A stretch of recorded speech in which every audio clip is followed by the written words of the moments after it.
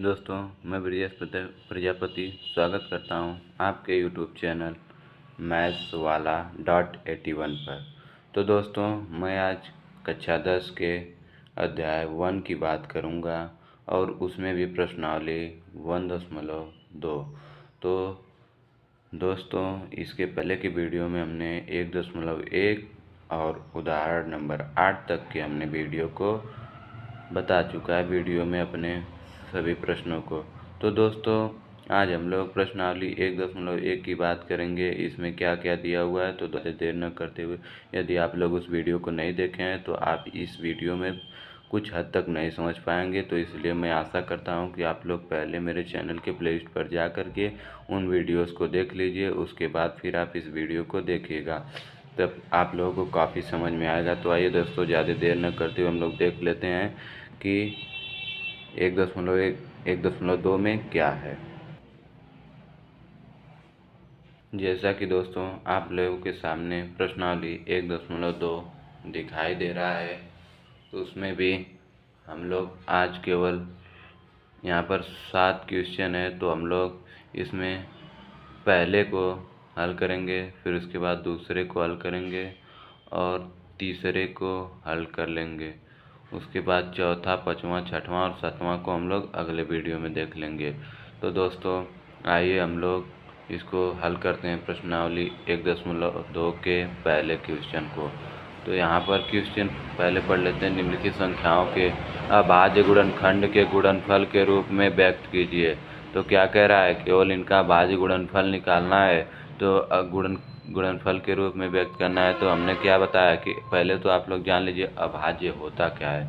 तो दोस्तों, मैं बता दूं, अभाज्य एक ऐसा शब्द है जो केवल स्वयं से, एक से और स्वयं से विभाजित हो, यानी और किसी अन्य से विभाजित न हो।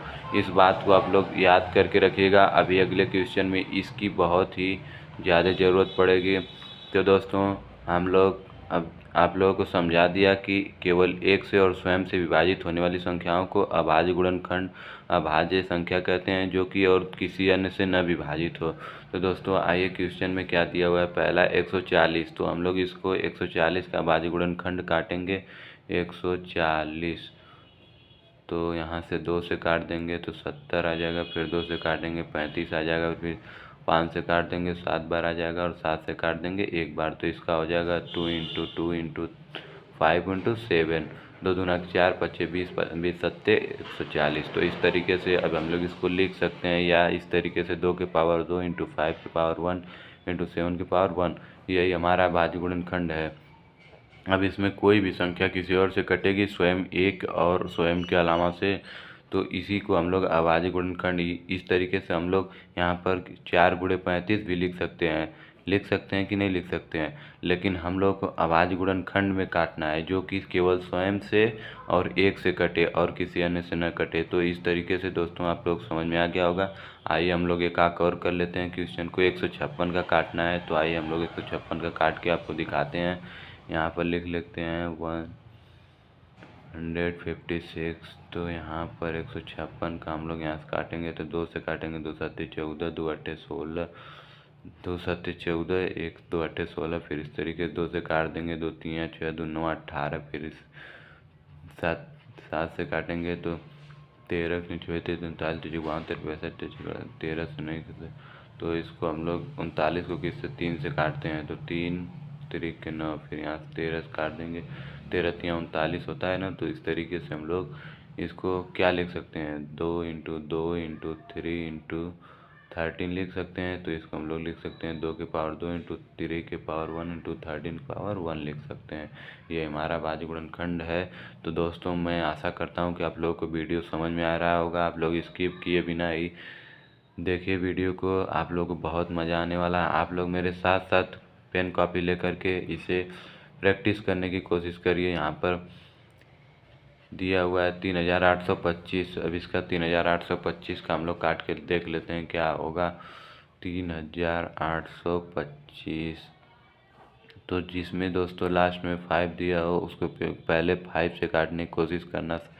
3 7 5 7 35, 3 आ गया। फिर इसके बाद 5 छक्का 30, 5 25, इस तरीके से आप काटेंगे तो फिर 1 आ जाएगा। यहाँ से 5 25 और 1 आ जाएगा, 5 3 15 आ जाएगा। इस तरीके से आप लोग काटेंगे तो बहुत ही ज़बरदस्त काटेंगे। अब यहाँ से आप लोग 3 से काट लीजिएगा, 5 और 1 आ जाएगा। फिर 17 3 51, फिर 3 से काट लीजिएगा, 17 बार आ जाएगा और 17 से काट करके एक बार में से ख़त्म कर दीजिएगा। तो यहाँ पर क्या आ गया, 5 × 5 × 3 × 3 × 17 आ गया।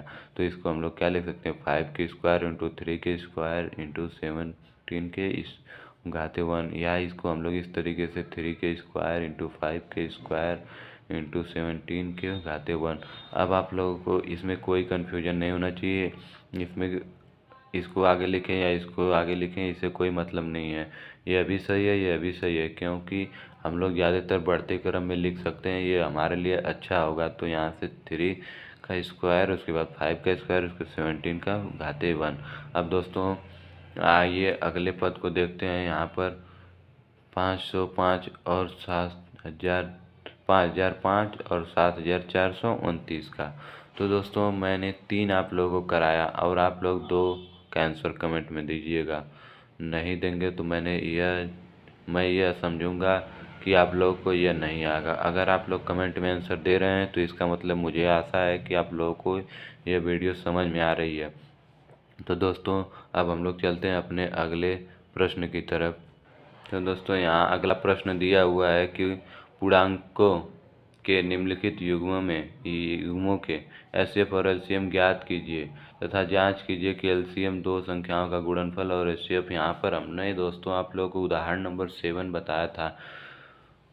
दोस्तों मैं आपसे बता रहा हूँ कि आप लोग अगर मेरे पहले वीडियो नहीं देखे हैं तो आप लोग इस चैनल को समझने में थोड़ा सा मतलब इस वीडियो में कन्फ्यूजन होंगे। तो दोस्तों मैं बता दूं कि आप लोग पहले वीडियो को देख लीजिए। फिर यहाँ पर आइए, हमने उदाहरण नंबर 7 में आप लोगों को बता दिया है कि A × B = LCM × HCF क्या चीज़ है। तो आप लोग अगर उस वीडियो को देखे होंगे तो आप लोगों को ये समझ में आ रहा है। यहाँ पर दिया हुआ है 26 और 91 का निकालना है। तो दोस्तों 26 और 91 का अगर हम लोग निकालेंगे तो क्या आएगा, क्या निकालना है, हमें एचसीएफ और एलसीएम निकालना है। हाँ, तो अब हम लोग इसका पहले भाज्य गुणनखंड विधि से निकाल करके फिर इस विधि से चेक करेंगे। तो हमारा भाज्य गुणनखंड विधि यहाँ से 26 और 91 का काट लेंगे तो क्या आ जाएगा, 2 × 13 आ जाएगा और इसका यहाँ से 7 × 13 आएगा। तो दोस्तों इसमें दोनों 13 आ रहा है तो एचसीएफ बराबर हमारा क्या हो जाएगा, एचसीएफ = हो जाएगा 13 और एलसीएम क्या हो जाएगा 13 × 14। तो हम लोग गुणा कर लेंगे तो इसका कितना आएगा। तो आइए दोस्तों हम लोग इसको गुणा करके चेक कर लेते हैं। 13 × 14, तो यहाँ से 4 3 12, 4 1 9 4, 1 5, फिर 1 3 3, 1 1 9 1, 13 6 52, इस तरीके से 8 और इस तरीके से 182 आ जाएगा। तो इस तरीके से इसका 182 एलसीएम हो जाएगा। अब इसको हम लोग चेक करेंगे कि A × B = LCM × HCF बराबर है कि नहीं। तो ए का मान क्या दिया हुआ है, ए का मान दिया हुआ है 26 और बी का मान दिया हुआ है 91 बराबर एलसीएम का मान कितना है 13 है और एलसीएम का मान आया 182 आया है और एचसीएफ का मान कितना आया 13 आया। तो अब इन दोनों का गुणा करके चेक कर लीजिए क्या क्या आएगा। तो हम लोग करके चेक करते हैं। यहाँ से 26 × 91 कर लेंगे तो 26 आ जाएगा, 9 54 के 4 आएगा, फिर 9 दूना के 18 5 18 5 23 आ जाएगा। तो इस तरीके 6 और 4 6 आ जाएगा और यहाँ से 23 66 आएगा। फिर इसके बाद यहाँ पर 182 × 13 करेंगे तो यहाँ से आ जाएगा 3 दूना के 6 आ जाएगा, 3 × 24 और 3 × 9 3, 3 × 9 3 आएगा, 2 5 हो जाएगा। नहीं यार, 2 2 3 6, 2 3 3 यार क्या 3 दूना 6 आ जाएगा, फिर 3 वाड़े 24 आएगा, हाथ में आए 2, फिर 3 1 3 2 5, फिर इसका कर लेंगे तो यहाँ से 2 आ जाएगा, इसका 8 आएगा और 1 आएगा, तो इसको हम लोग करेंगे 6, फिर 6 8 5 13 3 और यहाँ से 2, तो इसका भी 23 66 और इसका भी 23 66, दोनों का 23 66 आ गया। तो इसका मतलब कि यह पद हमारा टर्मोलॉजी बराबर है, ये हमारा आंसर भी बराबर है 13, और एलसीएम हमारा कितना आया था 13, और एचसीएफ आया था 13, एलसीएम आया 182, ये दोनों ही पद हमारे आंसर सही हैं। तो इस तरीके से आप लोगों को 2 पद और दिए हुए हैं, और इन दोनों का आप लोग हमारा सहयोग करने के लिए इस दोनों का आंसर कमेंट में ज़रूर दीजिएगा, नहीं तो मैं समझूंगा कि आप लोगों ने वीडियो को नहीं देखा, या फिर देखा तो आप लोगों को समझ में नहीं आया। तो दोस्तों कमेंट करके ज़रूर आंसर बताइएगा, मैं कमेंट आप लोगों की पढ़ता हूँ। तो आइए तीसरे क्वेश्चन की तरफ चलते हैं। तो तीसरे क्वेश्चन में दिया हुआ है, अभाज्य गुणनखंड विधि द्वारा निम्नलिखित पूर्णांकों के एचसीएफ और एलसीएम ज्ञात कीजिए। तो यहाँ पर दोस्तों हमने आप लोग को उदाहरण नंबर 8 में बताया, यहाँ पर उदाहरण नंबर 8 में हमने आप लोगों को बताया कि A गुणे B बराबर एलसीएम गुणे एचसीएफ जो है यह केवल तब ही काम करेगा जब 2 टर्म दिए होंगे। तो दोस्तों यहाँ पर आ गया 3 टर्म। तो दोस्तों इनका हम लोग इस विधि से आंसर नहीं निकाल सकते हैं, केवल हम लोग का अभाज्य गुणनखंड विधि द्वारा ही एलसीएम निकलेगा। तो आइए हम लोग निकाल चेक करते हैं 12 15 और 21 का। तो हम लोग 12 15 21 का गुणनखंड काट लेंगे, तो ये हमारा 2 गुणे 2 गुणे 3 प्राप्त होगा, और यहाँ से 3 गुणे 5 प्राप्त हो जाएगा, फिर यहाँ से 3 गुणे 7 प्राप्त हो जाएगा। तो अब हम लोग इसको इन सभी में 3 कॉमन मिल रहा है, तो इसका मतलब एचसीएफ हमारा क्या हो जाएगा 3 हो जाएगा, और एलसीएम की बात करेंगे तो हमारा एलसीएम क्या हो जाएगा, यहाँ से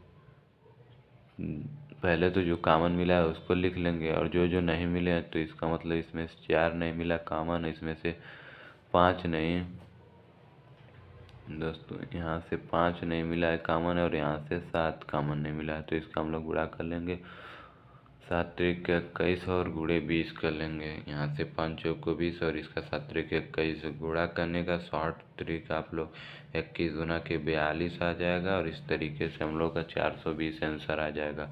तो दोस्तों आप लोग जितना हो सके उतना प्रैक्टिस करिएगा, ताकि आप लोग को, अब हम लोग गुणा करके देख लेते हैं, 3 चौक को 12 12 25 60 होगा, और 60 का अगर हम लोग 7 बार गुणा करेंगे तो 7 छक 42 होता है। इस तरीके से हम लोग 420, जितना आप लोग दिमाग का यूज करेंगे उतना ही आपका मैथ बहुत फास्ट हो जाएगा। तो यहाँ पर और दिया हुआ है, तो दिया हुआ है 17 23 और 29, और यहाँ पर 8 9 25। दोस्तों आप लोग 17 23 29 का आप लोग आंसर कमेंट करिएगा, मैं आप लोगों को 8 और 9 और 25 का आंसर बता रहा हूँ।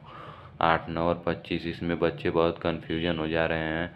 तो अगर हम लोग इसका गुणनखंड काटेंगे तो क्या आएगा 2 × 2 × 2 आ जाएगा, इसका गुणनखंड काटेंगे तो हमारा क्या आएगा 3 × 3 आ जाएगा, और इसका गुणनखंड काटेंगे तो हमारा क्या आएगा 5 × 5 आ जाएगा। अब दोस्तों इन तीनों में आप लोग कहेंगे कि अरे सर इसमें तो कोई कॉमन नहीं मिल रहा, तो हम बता दें कि एचसीएफ जो इसका हो जाएगा वह 1 हो जाएगा, क्योंकि सबके साथ 1 तो गुणे में लगा हुआ है।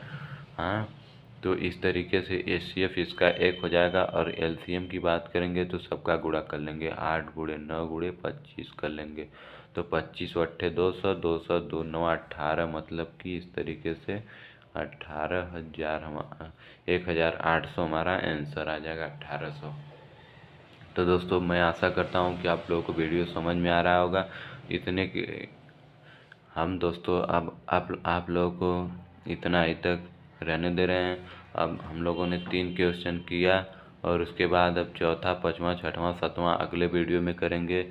दोस्तों इतने के लिए रहने दे रहे हैं, मिलते हैं अगले वीडियो में। जय हिंद दोस्तों।